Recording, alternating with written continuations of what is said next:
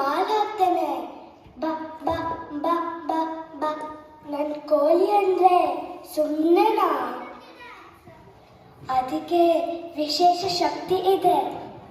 ಅದು ಕೂಗ್ತಾ ಇದ್ರೆ ಹಾಗೇನೆ ಬೆಳಕು ಮೂಡುತ್ತೆ. ಊರಿನ ಜನ ಎಲ್ಲ ಎದ್ದು ತಮ್ಮ ಕೆಲಸ ಮಾಡ್ತಾರೆ. ಹಾ, ಅದಕ್ಕೂ ಮುಂಚೆ ಈ ಅಜ್ಜಿ ಅಂತ ಬರ್ತಾರೆ. ಯಾಕಂದ್ರೆ ಒಲೆ ಹಚ್ಚದೆ ಕೆಲಸ ಆಗಲ್ವಲ್ಲ. ಒಲೆ ಹಚ್ಚಕ್ಕೆ ಬೆಂಕಿ ಬೇಕಲ್ಲ, ಮತ್ತೆ ಬೆಂಕಿನೂ ಕೂಡ ಈ ಅಜ್ಜಿನೇ ಕೊಡ್ಬೇಕಲ್ಲ.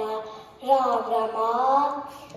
ನಾನು ನನ್ನ ಕೋಳಿನು ಇಲ್ಲಂದ್ರೆ ಇವರೆಲ್ಲರ ಗತಿ ಏನು ಅಂತ. ಅಜ್ಜಿ ಅಜ್ಜಿ ಎಲ್ಲಿದೀಯಾ? ಒಲೆ ಹಚ್ಚಕ್ಕೆ ಸ್ವಲ್ಪ ಬೆಂಕಿ ಕೊಡ್ತೀರಾ? ಓ, ಆಗ್ಲೇ ಬಂದ್ರೆ ಏನು?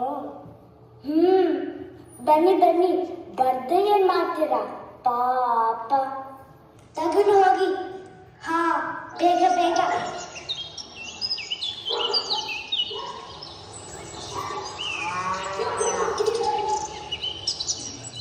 ನೋಡಿದ್ರಲ್ಲ, ಈ ಅಜ್ಜಿ ಇಲ್ಲದ್ರೆ ಈ ಊರಲ್ಲಿ ಏನೂ ಆಗಲ್ಲ. ಆದ್ರೂ ಈ ಜನಕ್ಕೆ ಒಂಚೂರು ಕೃತಜ್ಞತೆನೇ ಇಲ್ಲ ಅನ್ಸುತ್ತೆ. ನೋಡಿ, ನಾನು ಮಾಡೋ ಉಪಕಾರಕ್ಕೆ ನನ್ನ ಚಿನ್ನದ ಸಿಂಹಾಸನದ ಮೇಲೆ ಕೂರಿಸಿ ಮೆರೆಸಬೇಕಾಗಿತ್ತು. ಈ ತಿಳುವಳಿಕೆ ಯಾರಿಗಿದೆ ಹೇಳಿ? ಹಾ, ಹಿಂಗೆ ಮಾಡಿದ್ರೆ ಹೆಂಗೆ? ನಾನು ನನ್ನ ಕೋಳಿನು 4 ದಿನ ಇಲ್ಲಾಂದ್ರೆ? ಹೌದು, ಆಗ ಗೊತ್ತಾಗುತ್ತೆ ಈ ಮೂದೇವಿಗಳಿಗೆ ಈ ಅಜ್ಜಿ ಬೆಲೆ ಏನು ಅಂತ. ಬಾರೋ ಕೋಳಿ ರಾಜ, ನಾನು ನೀನು 4 ದಿನ ಕಾಡಿಗೆ ಹೋಗೋಣಂತೆ. ಇವರೆಲ್ಲ ಹೆಂಗ್ ಬೇಜಾರ್ಕೊತಾರೆ ಅಂತ ನೋಡೋಣಂತೆ.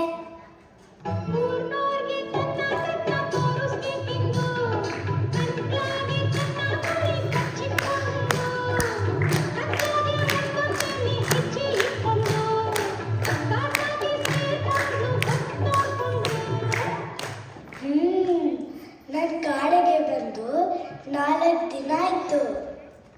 ಆದರೆ ನಮ್ಮೂರಲ್ಲಿ ಈಗಿನ್ನೂ ಬೆಳಗ್ಗೆ ಆಗಿರಲ್ಲ. ಎಲ್ಲರೂ ಮಲಗಿರ್ತಾರೆ. ಇರ್ಲಿ, ಕಷ್ಟ ಬಂದ್ರೇನೆ ಮನುಷ್ಯನಿಗೆ ಬುದ್ಧಿ ಬರೋದು. ಹಾಗೇ ಆಗಲಿ.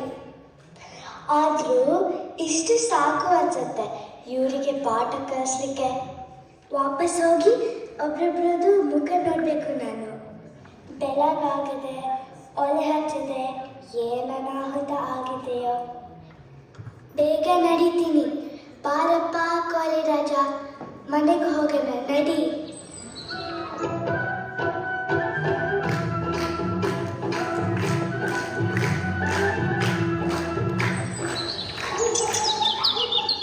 ಓ ಅಜ್ಜಿ, ಎಲ್ಲಿ ಹೋಗಿದ್ರಿ 4 ದಿನ? ಯಾರನ್ನು ಕೇಳಿದ್ರು? ನನ್ಗೆ ಗೊತ್ತಿಲ್ಲ ಅಂದ್ರು. ಅಜ್ಜಮ್ಮ ಈಗ ಬಂದ್ರ? ಏನಿದು ಮುಖ ಬಾಡಿದೆ? ನೀರು ಬೇಕಾ? ಬನ್ನಿ, ನಮ್ಮ ಮನೆಗೆ ಬನ್ನಿ, ಬಿಸಿ ಚಹಾ ಕೊಡ್ತೀನಿ. ಅಲ್ರಪ್ಪ, ನಾನಿಲ್ದೆ ನನ್ನ ಕೋಳಿ ಇಲ್ದೆ ಇಲ್ಲಿ ಬೆಳಗ್ಗೆ ಹೆಂಗಾಯ್ತು?